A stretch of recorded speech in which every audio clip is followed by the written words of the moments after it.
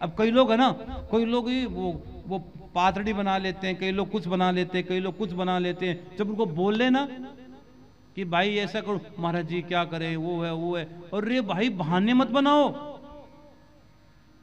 जो करना है सो कर लो। मैं बारंबार आपसे कह रहा हूं, जो करना हो सो कर लो। अगर पितरों के निमित्त तुझे और कब तक करोगे ये, कब तक रखोगे? मुक्ति करो और आप भी मुक्त हो। आपको मुक्त नहीं होना है क्या? अगर वो पितरों की योनि में रह गए, जब तक उसकी मुक्ति नहीं होगी तब तक तेरी मुक्ति नहीं होगी। क्या बात करते हो? क्योंकि सीधी की सीधी वो आत्मा तुम्हें प्रभावित कर जाएगी। इसलिए आप अपने अपने जीते जी अपने हाथ से अपने पितरों के लिए आप पिंडदान, तर्पण, गया श्राद्ध कर दो। इससे में तुम्हारा भला है और उनकी मुक्ति करो। क्यों तुझे मुक्त नहीं होना है क्या? क्या तुम्हें पितृ बन के घूमना है?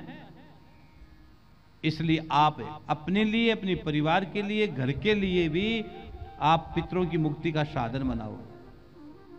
तो महाराज जी ये बताओ कि पितरों की मुक्ति का साधन हम कैसे बनाएं? तो हम आपसे कह रहे हैं कि इस बार 7 सितंबर से लेकर 21 सितंबर में गया जी रहूंगा। और जिनको भी अपने पितरों की मुक्ति के लिए गया जी आना हो, श्राद्ध करना हो, तर्पण करना हो, पूजा करनी हो, 1 दिन, 3 दिन या 7 दिन, पितरों की मुक्ति के लिए कोई सर्वश्रेष्ठ कोई समय है?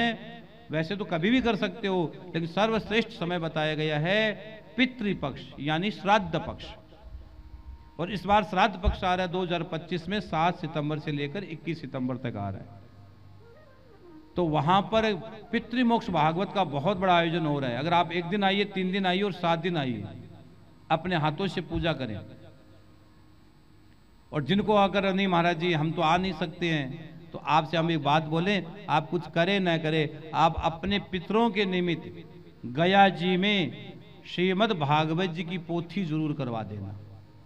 अब महाराज जी पोथी हम कैसे करवाएं? पोथी करवाने के लिए आप अपना नाम, अपना गोत्र और जो भी आपको पूर्वजों के नाम याद हो, जो भी आपके पुरख आपको छोड़कर चले गए, आपके घर में छोटा बड़ा कोई भी चला गया होगा। अरे गया में तो भैया पेड़ तक का पिंडदान हो जाता है। अगर तुम्हारे घर को तुम्हारे पैर से चिंटी, उसका भी हो जाता है। तुम्हारे कोई नौकर रहता वो मर गया तो उसका भी पिंडदान गया में हो जाता है। गया बहुत बड़ी जगह है।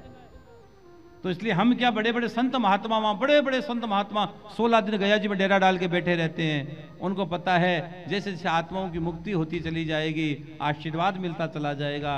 और आशीर्वाद, जब आत्मा, कोई भूखा आदमी तुम्हें भोजन कराओ कितना आशीर्वाद देता है, प्यासे आदमी को पानी पिलाओ कितना आशीर्वाद देता है। इसी प्रकार जो आत्माएं भटक रही होगी, जो मुक्ति नहीं हो रही हो जिन आत्माओं की, जो आप परेशान हो रहे उन आत्माओं के लिए, वो आत्मा परेशान हो रही है। जैसे ही उनकी मुक्ति होगी, उनका पिंड लगेगा, तर्पण होगा, गया में कथा सुनेंगी वो आत्मा, उनका नाम गया जी में लिया जाएगा।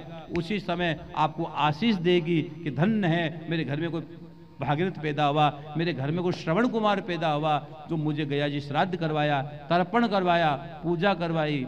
और अगर आप आ नहीं सकते हो तो एक काम जरूर कर देना। क्या कर देना महाराज? आप एक काम मेरे कहने से कर देना। आप अपने पितरों के निमित्त श्रीमद् पितृमोक्ष श्रीमद् भागवत महापुराण की पोथी बिठा देना। पितृमुक्ति, पितृमोक्ष, पूर्वजों के सब मोक्ष हो जाते हैं। मैं रात को वायु पुराण पढ़ रहा था। रात को जब वायु पुराण पढ़ रहा था तो मैं दंग रह गया कि वायु पुराण में इतनी इतनी गहरी बातें लिखी है पितरों के लिए। तो इतनी गहरी बातें स्कंद पुराण में लिखी है, गरुड़ पुराण में तो कह रहा है। मैं तो काफी चीज मैंने नोट भी की थी, मैं बताने वाला हूं आपको। हाँ, अब 1 महीने तक हम आपको यही बताएंगे ताकि समझ में तो आए आपको कि मनुष्य शरीर आपको क्यों मिला है, यह शरीर आपको मिला है, इस शरीर का महत्व क्या है, इस शरीर से परमात्मा की प्राप्ति कैसे संभव है, इस शरीर से पितरों की मुक्ति हम कैसे कर सकते हैं, कितने ऋण होते हैं। वैसे 27 प्रकार के ऋण बताएंगे, लिए 5 ऋण तो बहुत बड़े हैं। माता का, पिता का, गुरु का, धरती का, आचार्य का, ये बड़े ऋण हैं। 5 ऋण तो बहुत बड़े ऋण हैं। तो हम आपसे एक बात कह रहे हैं, बहुत गहरी बात कह रहे हैं कि अब आप कहोगे महाराज जी हम कैसे भेजें नाम? और अपना नाम और अपना गोत्र, नाम भेज देना, गोत्र भेज देना, और जो पूर्वजों के नाम आपको याद हो या घर में कोई भी चला गया हो, लिस्ट बना के हमें भेज देना, व्हाट्सएप कर देना। अब कई लोग कहते हैं कि फोटो, अब सुनो मैं फोटो की बात बता दूं। फोटो तब तक है जब तक शरीर है। फोटो कब तक है? अब आपको ऐसी बात कोई नहीं बताएगा। आप फोटो लेकर बैठे, क्या होगा उससे फोटो लेकर बैठे? फोटो तब तक है जब तक शरीर है। आपने शरीर को माना है, और गया में शरीर की कोई पूजा नहीं होती है, गया में शरीर की मुक्ति नहीं होती है, गया में आत्मा की मुक्ति होती है। इसलिए नाम और गोत्र के साथ ही आत्मा की मुक्ति होगी, इसके अलावा वो संभव नहीं है। अब कई लोग, ठीक है तुम्हारा भाव है, मैं भाव का विरोध नहीं करता हूं, लेकिन गया वो जगह है मेरे बहन भाई जहां आत्मा की मुक्ति होती है। वहां शरीर की, शरीर तो चला गया, शरीर तो खत्म है, 5 तत्वों से बना था, 5 तत्वों में जलाया, खत्म गया। अग्नि में अग्नि चली गई, वायु में वायु चली गई, जल में जल चला गया, आकाश में आकाश चला गया, धरती में धरती में चला गया। 5 तत्वों से मिला, 5 तत्वों में चला गया, बात खाने खत्म। लेकिन आगे की यात्रा तो आत्मा को करनी पड़ती है। उस आत्मा की मुक्ति की कोई जगह है, वो गया जी है।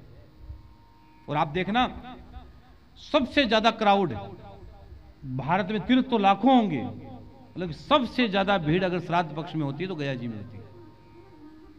पैर रखने के लिए जगह नहीं होती है वहां पर, इतनी बड़ी व्यवस्था है कि पैर रखने के लिए जगह नहीं होती है, क्योंकि हर व्यक्ति चाहता है कि श्राद्ध पक्ष में गया जी में जाकर तर्पण हो जाए, जल दे।